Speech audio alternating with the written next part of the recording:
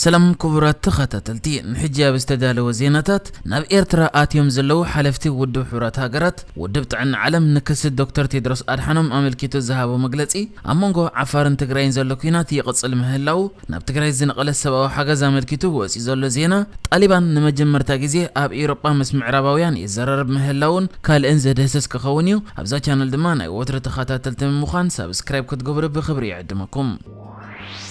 عيسان 4 لعلوت زباويان حلفتي ودو حورات هاجرات نابس مرا إيرترا آتيوم كم زلو ودو حورات هاجرات قاليتو ازي عيسان 4 لعلوت زباويان حلفتي ودو حورات هاجرات زتقالل للأخ حلفتي بروجرام مقبع علم تكال سب أو مسلات ودو حورات هاجرات تكال سدتنياتات ودو حورات هاجراتن كال انز تقالل خوينو اب إيرترا خان حموشت معالتت ان حد كلهم كم زخونه قاليتو لا ازوم حلفتي اب تلومي عيسان حموشتن طريب سب مزي إيرتران ودو حورات هاجراتن زتدالوه كاب كل تشحن عيسان كلتن كسب كل تشحن عيسان شدشتن نزل مدبات حدش زلاقنا يمعبالن متحجازن قطعنا مدلو ابستدالو مدب كساتفو مخانم وانت قاليصو بجاكازي ازوم عيسان 4 لعلو الزباوين حلفتي ودو حورات هاجرات مثل علو سب مزي إيرترا كومدما منسترات إيرترا ركبات كايدو مخانم تقاليصو زلو خوينو ابتي اب إيرترا زغبرو عدتكا نام مندفرا دبواروا عرزان كبصح مخانم تقاليصو نزي اب إيرترا ني حموشته معالتات مبصح كايد زخونه غجله ودو حورات هاجرات اب افريقا نبيت صحفت معباله ودو حورات هاجرات زباو دايركتور كوينو زمرح زلو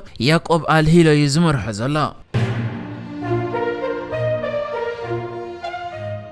ኢትዮጵያ ብልዕሊ ዳይሬክተር ውድብ ጥዕና ዓለም ዶክተር ቴድሮስ አድሓኖም ኣብ ጉዳይ ቀሉላዊ ኢትዮጵያ ሞያዊ ስነ ምግባር ብምጥሓስ ሻራውነት አርዩ ብምባል ምርመራ ክግበረሉን ዘቕረበት ሕቶ ኣብ ካልእ እዋን ውሳነ ክወሃበዩ ብምባል ከም ዝተናውሐ ሰብ መዚ ውድብ ጥዕና ዓለም ተዛሪቦም ክብል ሮይተርስ ሓቢሩ ላዕለዋይ ኣባል ቦርድ ውድብ ጥዕና ዓለም ፓትሪክ አሞስ ትማልሶኒ ኣብ ዝሃቦ መግለጺ ቦርድ ውድብ ጥዕና ዓለም ነቲ ብኢትዮጵያ ኣብ ልዕሊ ዶክተር ቴድሮስ አድሓኖም ዝቐረበ ሕቶ ዝርየሉ ግዜ ከም ዘናውሐ ተዛሪቡ ዶክተር ቴድሮስ አድሓኖም እቲ ንሱ ዝመርሖ تكال نابتا مبقول زخون التقراي حكمنا وحاجزات نخأتو ترغغا محطو اكوان تقربه منغست إثيوبيا فقط كم زيهابم اما جمرتا زوار مغلاصي يذكر باتريك اموز نوسانه بورد عمل كتاب زهاب مغلصي ازي بوليتيكاو دفيت زلوه ازيز التحلالخه بعبي ادما كاب نبر مسرحن سمعن ز كوميته وصايون يلو نتياب العل دكتور تيدروس ادحانوم زقرب كسي حجي ناي زي مرأي وسان خا بملኦም اتم 34 ابالات بورد تودب كم زدغفو وانت غليص لا منستري وصاي غدايات ኢትዮጵያ በ14 ጥሪዩ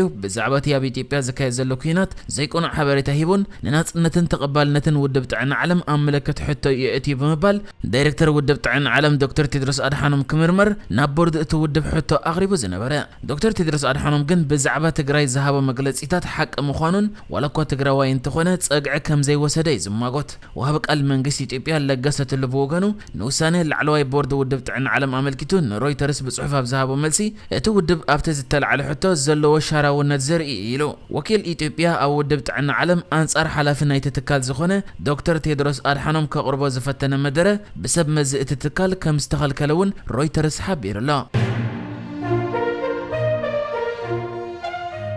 سبمزي منغست كلل عفار حيلتا تግራይ ወሰን ትክል በመጥሐስ መጥቃዕት ፈጽሞም ክብሉ ኸሲሶም ንመግለጽ እትኽልል በመጥቃስ ድማ መንግስታዊት ማዕከን ዜና ፋና በዘቕረበቱ ሓበሬታ ሓይልታ ትግራይ ኣብ ክልል ዓፋር ኣብ ዞባ ኩልባቲ ረሱስ ጀመሩ መጥቃዕት ኣጠናኺሮም ቀጽሎም ኣለዎ ኢሉ ለማዓት እንኳን ኣብ ዝተፈላለዩ ከባቢታት ዞባ ኩልባቲ ራሱ ጥሒሶም በመእታው በወገን ኣብ ዓላ መጋሌም በርሓለን በኸቢድ ብረት ዝተሓገዘ ኩናት ከፊቶምና ኣለው ክብልዮም ከሲሶም ዘለው በወገን ሓይልታ ትግራይ ብዛዕባ ተክስስ ዝተዋሃበ መግለጽ እንኳን تزيله وهب قال حالتا تግራይ ጌታቸው ረዳ ትማሊ በትዊተር ምትዕንቃፍ ሰብአዊ ሓገዝ አመልኪቱ ኣብ ዝርጎ ሓበሬታ ኣብ ከባቢ ኣብ ዓላ ቅድሚ ገለ መዓልታት ዝጀመረ ውግእ ይቕጽል ከም ዘሎ ሓይልታት ዓፋርን መላፍንቶም ወተሃደራት ኤርትራን ዝጀመርዎ ከም ዝኾነን ገሊጹ ነይሩ ንሱ ኣብ ጽሑፉ እቲ ኣብ ዓላ ኣሎ ዝተባሃለ ጎንጺ ሓይልታት ዓፋርን ኤርትራውያን መሻርክቶምን ዝጀመርዎ እዩ ሕጂ እውን ይቕጽል ኣሎ ኢሉ በወገን ኤርትራን መንግስቲ ኢትዮጵያን ግና ብዛዕባቲ በወገን ትግራይ ዝቐርብ ዘሎ ክስ ዝተዋሃበ ግብረ መልሲ የለን እዚ ከምዚ ኢሉ እንከሎ ድማ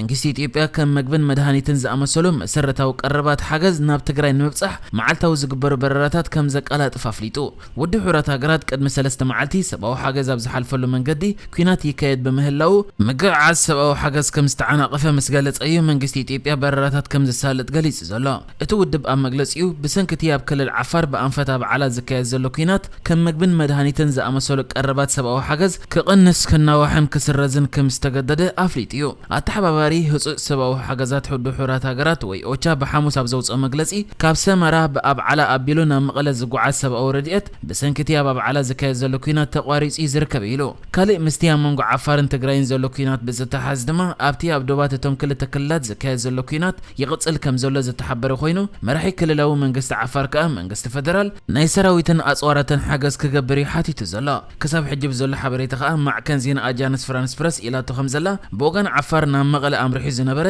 ኣብ 27 ቃፍላይ መካይን ዝተጻዕነ ሰብኣዊ ሓገዝ ኣብ ሓንቲ ሰርዶ ተባሂላ እትጽዋዕ ከተማ ጠጠው ኢሉ ከም ዘሎ ዝተገለጸ ኮይኑ ብዛዕባ እቲ ዝካየድ ዘሎ ኩናት ድማ ክልቲኦም ወገናት ንሓድሕዶም ይካሰሱ ከም ዘለው ተፈሊጡ ካብ ዝሓለፈ ቀረባ መዓልታት ጀሚሩ ኣብ መንጎ ሓይልታት ትግራይን ሓይልታት ዓፋርን ኩናት ዝተኸፈተ ኮይኑ መንግስቲ ፌደራል ነቲ ውግእ ሓይልታት ትግራይ ጀሚሮሞ ኢሉ እኳ ዝኸስስ እንትኾነ ሓይልታት ትግራይ ብወገኖም ብሓይልታት ዓፋር ኣብ ልዕሊኦም መጥቃዕቲ ከም ዝተኸፍተ ብጸረ መጥቃዕቲ ንሓይልታት ዓፋር ከም ዝደፍኦም ገሊጾም ነይሮም ክሳብ ሕጂ ወጽእ ዘሎ ጸብጻባት ከም ዝሕብሮ ከዓ ኣብ ዞን ክልተ ተባሂሉ ዝፍለጥ ክፋል ዓፋር ሓያል ኩናት ይካየድ ከም ዘሎ ተሓቢሩ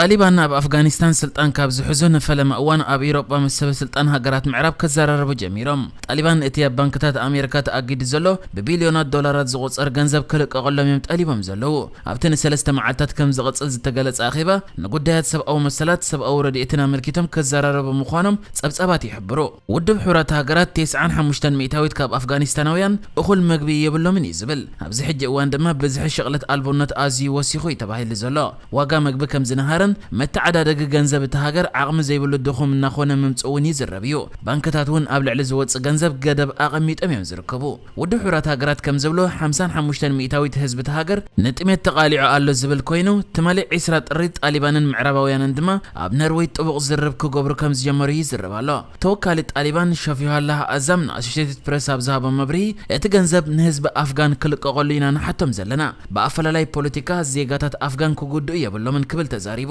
ኣብ ኣፍጋኒስታን ተኸሲቱ ዘሎ ከቢድ ጥሜትን ዛሕልን ስዒቡ ማሕበረሰብ ዓለም ክሕግዝ እምበር ክቐጽዕ የብሉን ክብል እውን ወሲኹ ተዛሪቡሎ ተወከልቲ ምዕራባውያን እቲ ጉጅለ ኣዝዩ ሓቋፊ ክኸውንን ጉዳይ ሰብኣዊ መሰላት ቀንዲ ኣጀንዳ ኮይኑ ክቐርብን ትኹረት ገይሮም ከም ዘለው ይዝረብ ጣሊባን ንኣፍጋኒስታን ምስ ተቆጻጸረ ደቂ ኣንስትዮ ሰራሕተኛታት መንግስቲ ኣብ ገዝአን ክጸንሓ ምእዛዙ ዝዝከር እዩ ካብዚ ብተወሳኺ ካልኣይ ደረጃ ኣብያተ ትምህርቲ ንደቂ ተባዕትዮን ተምሃሮን መምሃራን ጥራይ ክፉት ኮይኑ ዘሎ ነዚ ናይ ጣሊባን ስርዓት ዝተቃወሞ ደቂ ኣንስትዮ በቲ ጉጅለ ዕላማ ክኾና ከለዋ ዝተሰወሩን ሃልዋቶም ዝጠፍኡን ጋዜጠኛታት ከምኡ ድማ ተሓለቕቲ ሰብኣዊ መሰላት ደቂ ኣንስትዮ ከም ዘለዉ እውን ጸብጻባት ይሕብሩ እዚ ይኹን እምበር ጣሊባን ነዚ ናይ ሰብኣዊ መሰል ክስታት ኣይቅበሎን እዩ